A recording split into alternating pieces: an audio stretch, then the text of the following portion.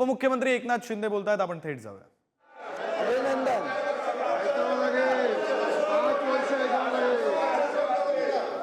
तुम्ही भाषण करताना कधी आम्ही थांबवलं का? नाना नाना कसं आहे माहिती आहे का याच्यामध्ये?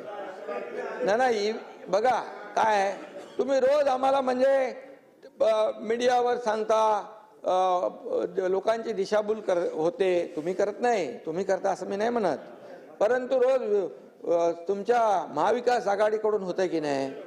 आता बघा, म्हणाले काल 79 लाख मतं मिळाली शिवसेनेला, त्यांचे आले 57 आमदार, आणि काँग्रेसला मिळाली 80,000, 80 लाख, त्यांना मिळाले 16. आता मी सांगतो बघा याच्यामध्ये हा मग नंतर बोलू का? त्याच्यावर भाषण नंतर. आणि म्हणून तुम्हाला सांगतो, लोकसभेला नाना लोकसभेला 73,77,674 मतं मिळाली आम्हाला. किती? 73 लाख. आणि जयंतराव आपल्याला मिळाले 58 लाख, आणि आम्हाला 7 मिळाले, तुम्हाला 8 मिळाले. मग आता आम्ही काय म्हणायचं बरं? दुसरी गोष्ट, लोकसभेमध्ये महायुतीला अध्यक्ष महोदय थोडं सांगायला पाहिजे, नाही तर लोकांमध्ये काय जे सांगतात तेच खरं मानतात. लोकसभेमध्ये यांनी लोकसभेत फेक नॅरेटिव्ह पसरवला आणि त्याचा आपल्याला फटका बसलेला आहे. आणि म्हणून 2,48,12,627 नाना लक्षात ठेवा महायुतीला मतं मिळाली, आणि महाविकास आघाडीला 2,50,00,000, म्हणजे 2,48,00,000 आणि 2,50,00,000, 2 लाखाचा फरक. तुम्हाला किती मिळाले खासदार? 31, आणि आम्हाला 17. मग तेव्हा तुम्ही का नाही मागितलं बॅलेट? बॅलेटची मागणी करायला पाहिजे होती. तेव्हा काय पाहिजे? तेव्हा म्हणाले बुलेटवर स्वार होऊन सगळे जोरात पळायला लागले. No ballot, only bullet. अरे असं हा?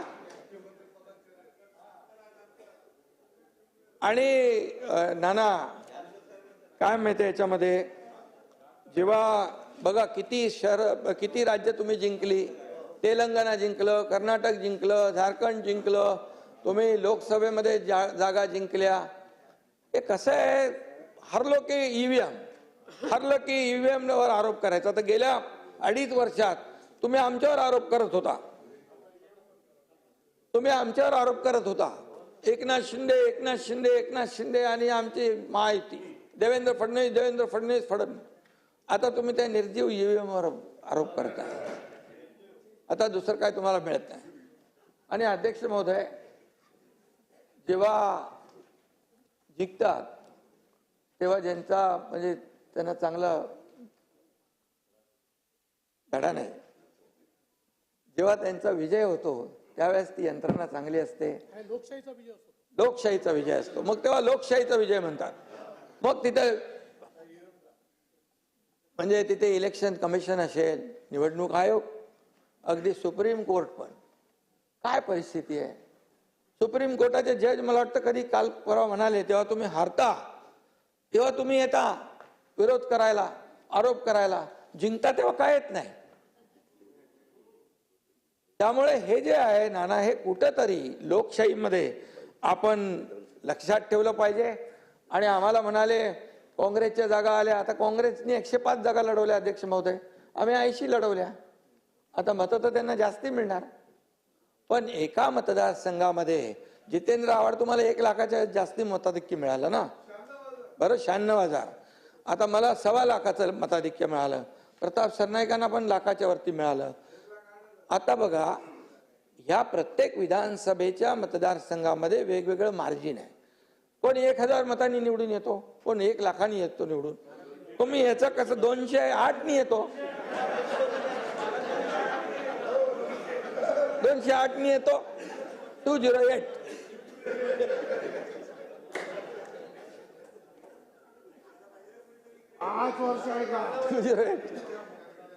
नाना आमचे मित्र आहेत. नाना मी पण बघा एकदम सरळ मनाचा आहे, तसं नाना पण आमचा दिलदार आहे आणि बोलतो पण मन मोकळा ढाकळा मनाचा आहे.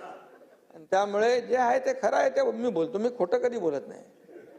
मी कधीच माझ्या आयुष्यामध्ये कधी कुणावरही खालच्या पातळीवर जाऊन आरोप केला नाही. हे काय, हे आपलं वस्तुस्थिती आहे.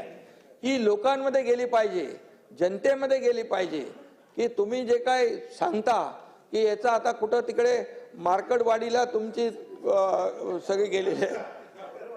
मार्कडवाडी होय, मार्कडवाडी. आता मला कोणीतरी सांगितलं मार्कडवाडीतले बाहेरचे लोक कोणी येऊ नका, मार्कडवाडीवाल्यांनी सांगितलं, आम्ही आमचं बघतो असं तिकडे कोणीतरी आता तिथले गावकऱ्यांनी सांगितलंय.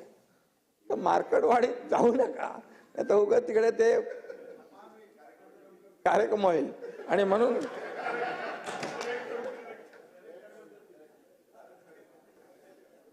म्हणून शब्दाला जागणारे लोक आम्ही आहोत.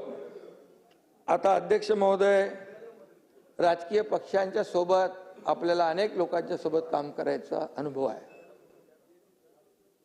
डबल ग्रॅज्युएट असलेले राहुलजी आपल्या पक्षात असावेत म्हणून सगळ्यांना वाटतं आणि कुठल्याही पक्षाला वाटणार आणि ते सगळ्याच पक्षांना हवे असे वाटतात.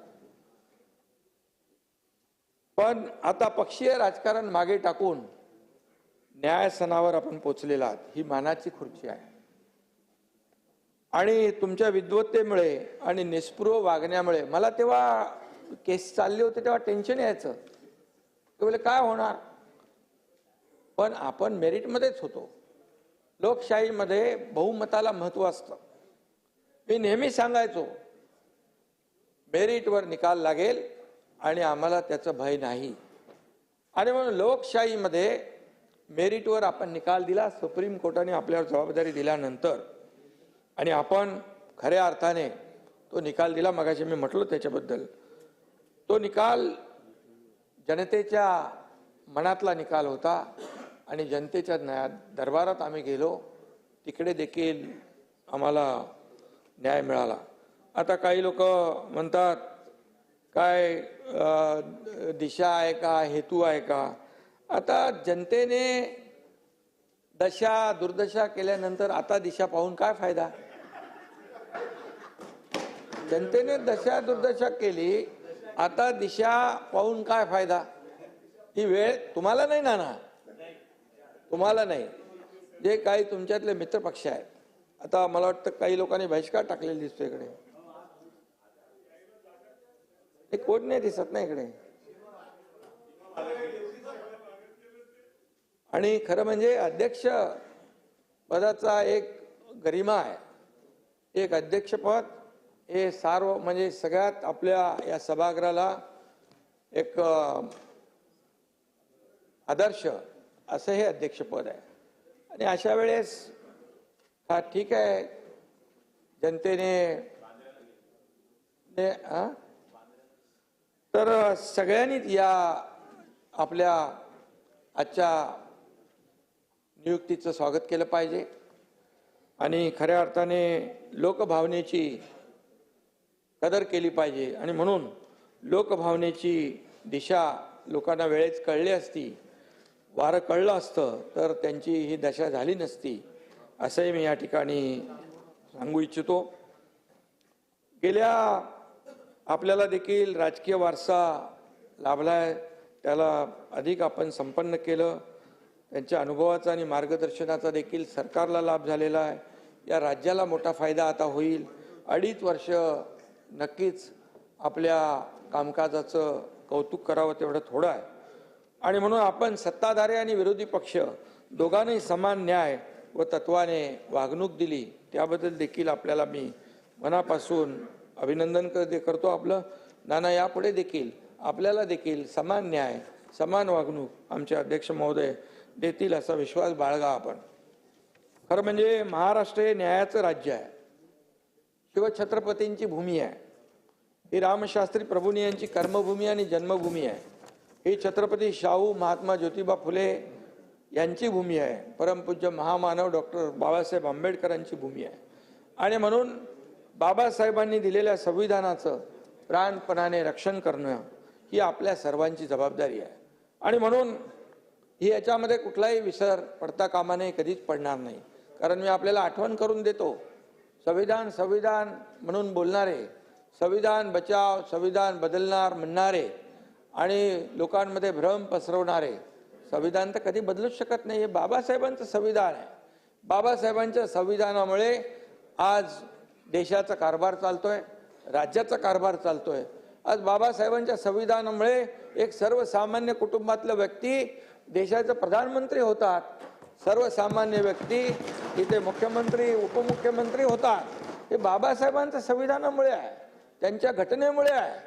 आणि म्हणून बाबासाहेबांचं संविधान, जब तक सूरज चांद रहेगा बाबा साहेब का संविधान बना रहेगा.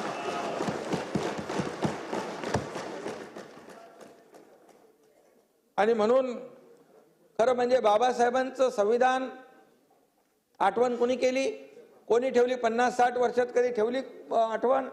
ज्यांचं सरकार होती, या देशाचे लोकप्रिय प्रधानमंत्री नरेंद्र मोदीजी 2014ला आले. त्या 2015 पासून संविधान दिन सुरू केला. संविधान दिन पहिल्यांदा सुरू झाला. मग संविधान बचाव. अरे बाबा, काँग्रेसवाल्यांनी बाबासाहेबांना दोनदा पराभूत केलं, दोनदा.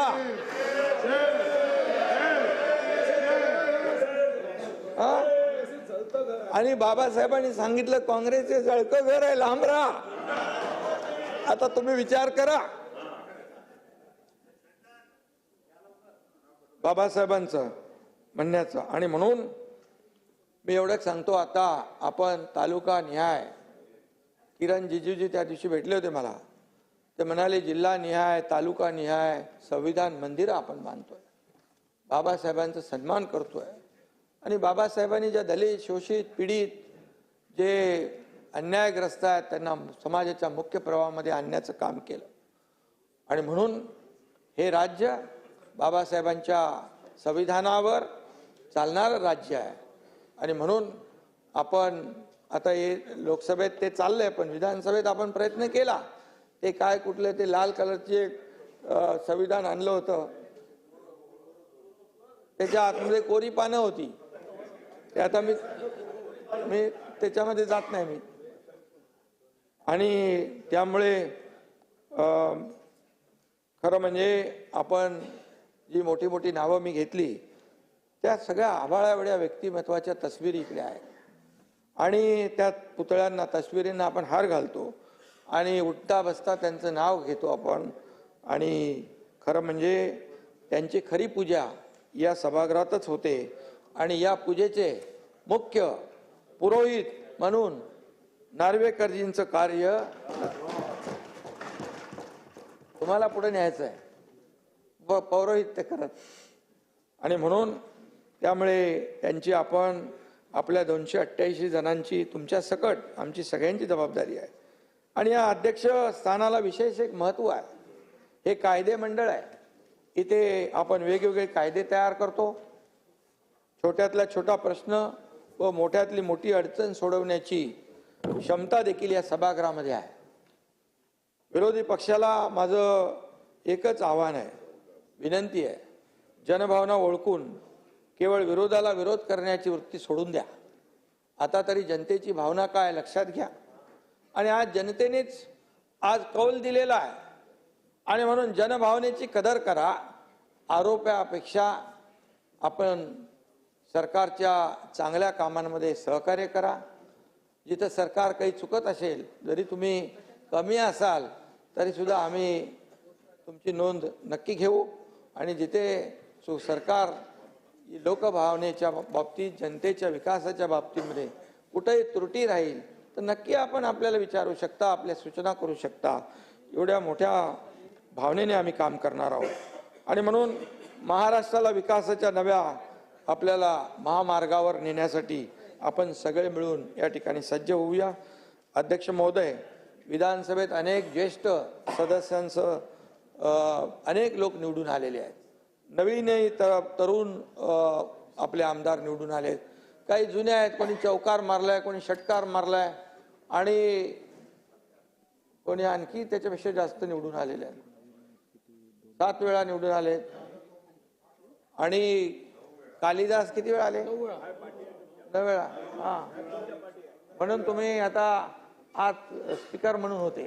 तुमची सिनियरिटी लक्षात घेऊन तुम्ही गेल्या वेळेस होतात, यावेळेसही होता, पण नाही असं नका करू. परमनंट नका, परमनंट प्रोटेम.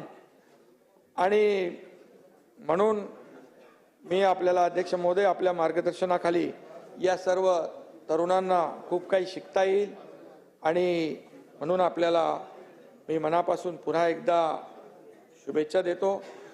या ठिकाणी हे सभागृह तुमच्याकडे एका वेगळ्या अपेक्षेने पाहत आहे. जनतेचा आवाज इथं घुमला पाहिजे, समस्यांची तड लागली पाहिजे, अन्यायाला थारा इथं असता कामा नये. कारण या सभागृहाचा एक वेगळा डेकोरम आहे, या सभागृहाची एक वेगळी गरिमा आहे, त्या सगळ्या सभागृहाचं एक वेगळं पावित्र्य आहे आणि त्यामुळे हे पावित्र्य राखण्याचं काम आपल्याला सगळ्यांना मिळून करायचं आहे. आणि जास्तीत जास्त लोकहिताचे प्रश्न या ठिकाणी मांडले जातील अशा प्रकारची प्रत्येकाची भावना आहे. माझी तीच भावना आहे आणि म्हणून विरोधी पक्षाने देखील याचं भान ठेवलं पाहिजे. आणि म्हणून आपण कायदेतज्ञ आहात, मगाशी सांगितलं देवेंद्रजींनी, आपल्या ज्ञानाचा उपयोग राज्यातील शेतकरी, कष्टकरी, कामगार, महिला भगिनी या सर्वांच्या समस्या सोडवण्यासाठी नक्की होईल. आणि मी हेही म्हणेन, तुम्ही म्हणजे जास्ती अतिशयोक्ती नाही, परंतु तुम्ही या सभागृहाचा कोहिनूर आहात. आणि म्हणून मी अरे झाकलं नाही, वरती बसलेले आहेत, चमक थांबणार नाही. आणि म्हणून हा लौकिक कायम राहील अशा प्रकारचं तुमच्याकडून काम होत राहील. आणि मी एवढंच सांगतो की कोणी असो, सत्ताधीश असो वा विरोधी पक्ष, योग्य न्याय देतील विधानसभा अध्यक्ष. आणि म्हणून नानाजी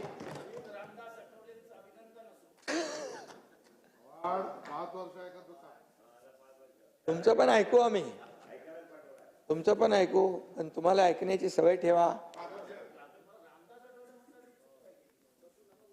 ते योग्य वेळी योग्य लोकांचं ऐकत नाही म्हणून अशी परिस्थिती झाली. अशी परिस्थिती झाली. म्हणून मी पुन्हा एकदा विधानसभा अध्यक्षांचं मनापासून अभिनंदन करतो, मनापासून आपल्याला पुढच्या वाटचालीस शुभेच्छा देतो आणि थांबतो. धन्यवाद. जय हिंद, जय महाराष्ट्र.